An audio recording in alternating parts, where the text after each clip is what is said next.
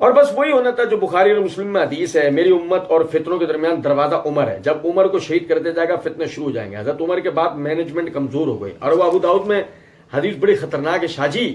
ابو داؤد کی ایک روایت 4656 کے، ایک یہودی یا عیسائی عالم دین کو بلایا گیا حضرت عمر کے پاس، صحیح سند کے ساتھ، صحیح سند کے ساتھ ہے، سنو ذرا بات۔ اچھا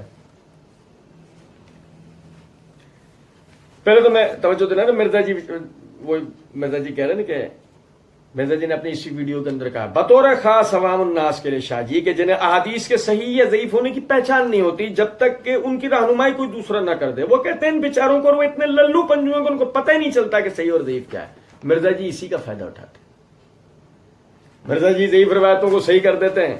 پتہ ہے عوام، میری جو مقلد عوام ہے وہ تحقیق ہی نہیں کرے گی، جو میں بول دوں انداز عمل کر لیں گے۔ سنت ذرا بات کو، وہی مرزا جی کا مخصوص انداز بڑی خطرناک ہے شاہ جی۔ ابو داؤد کی ایک روایت 4656 کے، ایک یہودی عیسائی عالم دین کو بلایا گیا حضرت عمر کے پاس، صحیح سند کے ساتھ ہے۔ دارالسلام والوں نے اس کی تخریج بھی کی ہے، دارالسلام والوں نے اس کی تخریج بھی کی ہے۔ سنو ذرا بات کو، میں توجہ دلاؤں، نکالی کر رہا ہوں۔ اچھا پھر شیخ زبیر العزیز صاحب کی 4656 4646 جو ہے وہ حدیث سفینہ ہے، 30 سال خلافت علی، اور یہ 4656 ہے، میں نے یاد رکھا ہے، 10 ایڈ کر کے آتی ہے۔ مرزا جی نے چن چن کے فتنے یاد رکھتے ہیں، مرزا جی کبھی بھی اصلاح والی باتیں یاد نہیں رکھتے، مرزا جی چن چن کے نا وہ ساری وہ چیزیں یاد رکھتے ہیں کہ جس میں جو نا مطلب لوگوں کو وسوسہ دیا جا سکتا ہو۔ ذرا دیکھیے گا، یہ ہم نے جناب اس کا PDF ڈاؤن لوڈ کیا، ابو داؤد دارالسلام کی جو چھپی ہوئی ہے، ہمارے پاس وہ دارالسلام والی جو ہے ابو داؤد تھی نہیں، تو ہم نے اس کا PDF ڈاؤن لوڈ کیا نا، تو مرزا جی نے جو روایت کا حوالہ دیا ہم نے وہی روایت یہاں پہ نکال رکھی ہے۔ اب آپ مزے کی بات دیکھیں آپ کہ جو مرزا جی کہتے ہیں نا کہ اس کی تخریج بھی کی ہے شیخ زبیر العزیز صاحب والی۔ اب اس کی تخریج میں سب سے پہلی چیز حاشیے میں لکھی ہے تخریج اسنادہ صحیح، اس کی سند صحیح ہے، اقرا ثقہ، وہ مؤذن عمر رضی اللہ عنہ کی جو روایت کر رہے ہیں ان کے لیے دیکھا وہ ثقہ ہے، قابل اعتبار۔ وہ حماد بن سلمہ سمع من الجریری قبل اختلاطہ، کہ حماد بن سلمہ نے اپنے شیخ جریری سے ان کے اختلاط ہو جانے سے پہلے اس روایت کو سنا۔ اس تخریج کے ساتھ، اس تحقیق کے ساتھ یہ تخریج ہوئی ہے کہ یہ سند صحیح ہے۔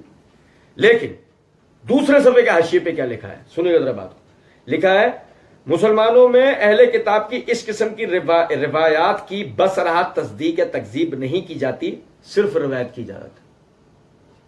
آپ اندازہ کریں مرزا جی نے جس کتاب، جس نسخے کا حوالہ دیا اس تک کے اندر لکھا ہوا ہے کہ مرزا جی اس کو نا بہت خطرناک روایت، وہ کہتے ہیں کہ اہل کتاب کی بیان کردہ مرویات کی نہ تصدیق ہو سکتی ہے نہ تکذیب، اور مرزا صاحب اپنی تائید کے لیے اس کو سنا رہے ہیں، اندازہ کریں، یا نہ تصدیق ہو سکتی ہے نہ تکذیب، مرزا صاحب اپنی اسی سے تائید لے رہے ہیں۔ یہ تو یہ دارالسلام کی تخریج کے اندر یہ بات لکھی ہے۔ اب آگے مزے کی بات آپ دیکھیں، جریری سے قبل اختلاط سنا ہے، اس کا مطلب کہ جو یعنی سند ہے، میں آپ کے سامنے یہ ابو داؤد پڑھ کے اس کی سند بتاؤں گا، یہ ابو داؤد ہے میرے ہاتھ میں، اس کا یہ جلد نمبر 3 ہے اور صفحہ نمبر ہے 507۔ یہ ہمارے یعنی نسخے کی ترتیب کے ساتھ اعتبار سے جلد نمبر 3 کے اعتبار سے حدیث نمبر 1231۔ سند اس طریقے حدثنا حفظ بن عمر ابو عمر الزریر حدثنا حماد بن سلمہ ان سعید بن ایاس الجریری اخبرهم ان عبداللہ بن شقیق الوکیلی ان اقرا معزن عمر بن الخطاب۔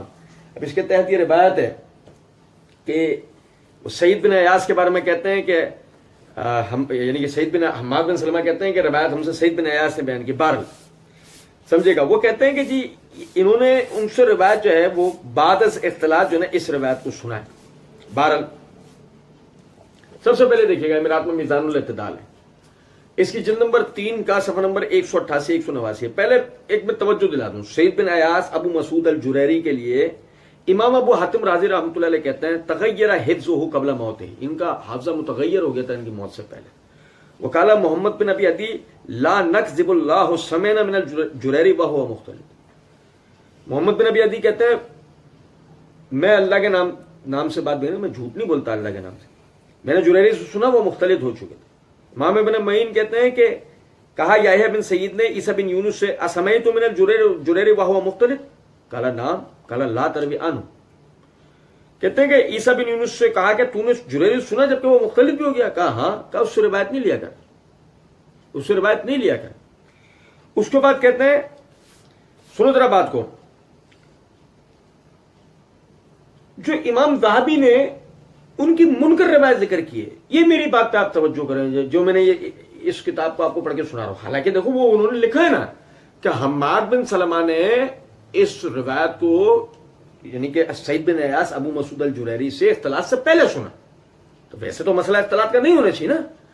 लेकिन सुनो जरा बात को, इमाम ज़हाबी ने बतौर मिसाल यहां पर जो रिवायत सबसे पहले उनकी मुनकर रिवायतों में दर्ज कर रखी है, उसको उनसे बयान कौन करता है, ये सुनो जरा बात।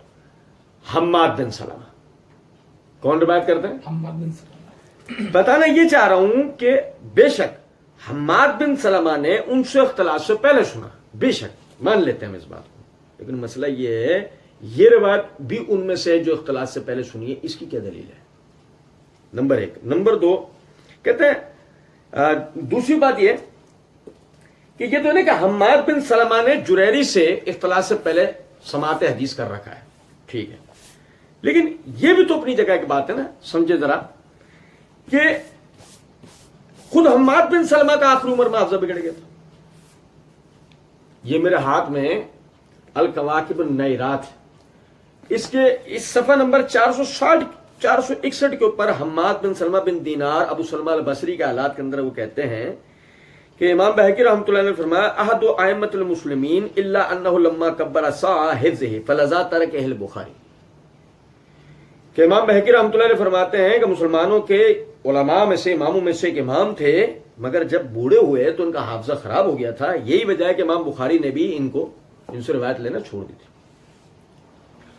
उसके बाद वो आगे यहया बिन मईन रहमतुल्लाह अलैह के हवाले से लिखते हैं मन अरादा अन यक्तुबा हदीस हम्माद बिन सलमा फअलैह अफ़ान बिन मुस्लिम, जो चाहता है कि हम्माद बिन सलमा की बयान करता सही रिवायतें ले ले, उसको चाहिए कि वो अफ़ान बिन मुस्लिम की जो मरवियात हैं हम्माद बिन सलमा से वो ले ले।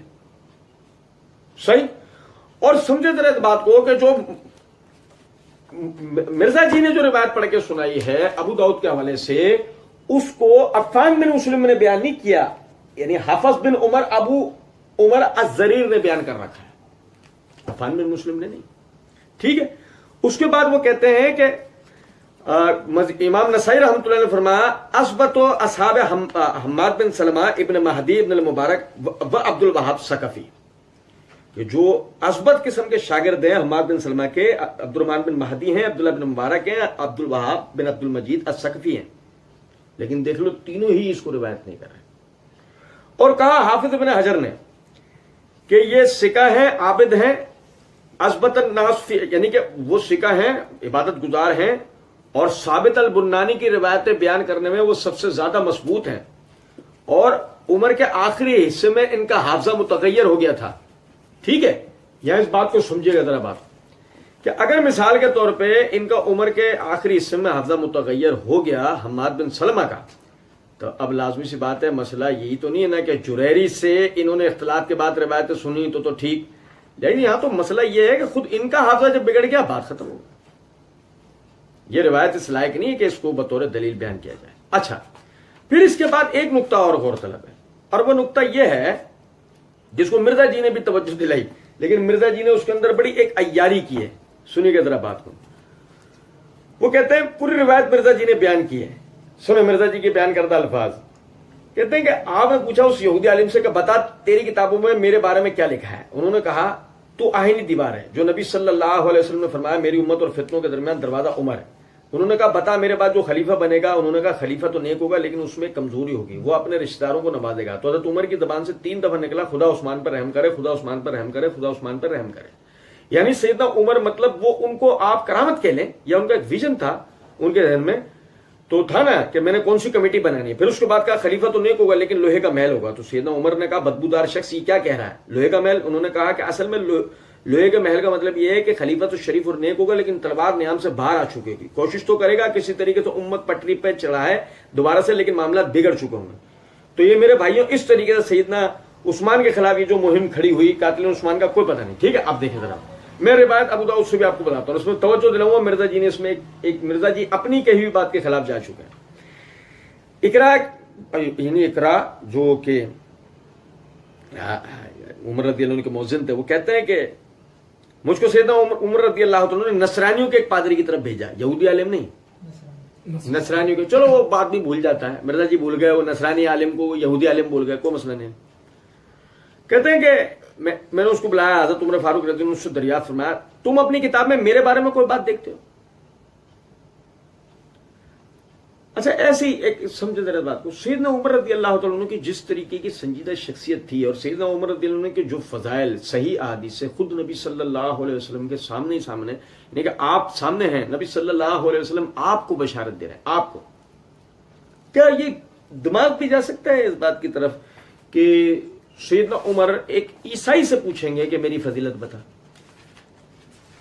ہاں ایک چیز ہے, مرزا جی, ارے مرزا جی کے جو مقلدین ہیں وہ کہیں ایک دم تڑک کر یہ نہ کہہ دیں ہاں حدیث رسول کے مقابلے میں آپ عقل کا استعمال کر رہے ہیں, آپ عقل چلا رہے ہیں. تو میں مرزا جی کو بتاتا چلوں, مرزا جی آپ کے جو کھانے والے دانت ہیں نا وہی دکھایا کریں, دکھانے والے نہیں. اسی ویڈیو کے اندر مرزا جی نے معاویہ رضی اللہ عنہ کی فضیلت کے اندر جو ہادی والی ترمذی کی جو روایت آتی ہے, مرزا جی نے اس کا بڑے بھونڈے انداز میں انکار کرتے ہوئے اپنی عقل کا ناجائز استعمال کیا. اور مرزا جی کہتے ہیں آپ یہ سمجھتے ہیں کہ ہادی اور مہدی دعا قبول ہوئی ہے اور یہ کیریکٹر ہے, تو آپ پھر خود فیصلہ کر لیجئے, یا تو آپ کہہ دیں دعا قبول نہیں ہوئی, یا کہہ دیں آپ کے بھائی حدیث ہی جعلی ہے. تب مرزا جی اب اگر ابو داؤد والی روایت صحیح ہے اور عمر رضی اللہ عنہ کا وہ سنجیدہ کیریکٹر کے جس میں آپ یعنی کہ یہودیوں اور عیسائیوں کو سے ایک سخت موقف اور یعنی کہ اپنا رویہ رکھتے تھے, تو ایسے میں آپ سمجھیں اس بات کو, کیا عقل اس بات تو تسلیم کرتی ہے کہ عمر رضی اللہ تعالیٰ عنہ ایک یہودی سے اپنی فضیلت معلوم کریں گے؟ لیکن چلو میں نے تو سندن تو بتایا نا آپ کو کہ روایت ضعیف ہے, چلے اسے بھی چھوڑیں. مرزا جی خود کیسے اب اس روایت کو ضعیف ماننی پڑے گی مرزا جی کو, آپ ذرا دیکھیے گا بات کو. مرزا جی نے بھی اس نقطے کی طرف توجہ دلائی ہے, لیکن آگے انہوں نے وہ یہودیانہ کاریگری ایک کرنے کی کوشش کی. انہوں نے کہتے ہیں کہ میری تم اپنی کتابوں میں میرے بارے میں کوئی بات دیکھتے ہو؟ یہ میں روایت پڑھ کے آپ کو بتا رہا ہوں. اس نے کہا جی ہاں. انہوں نے فرمایا کس طرح سے؟ اس پادری نے جواب دیا کرن. اس بات پر سیدنا عمر فاروق رضی اللہ عنہ نے کوڑا اٹھا فرمایا کرن کیا ہے؟ اس نے کہا کرن کا معنی امانت اور مضبوط, طاقتور اور سخت کے. کرن عربی کا لفظ ہے. عمر رضی اللہ عنہ کے اس کے معنی نہیں بتاؤں, لیکن چلے چھوڑے.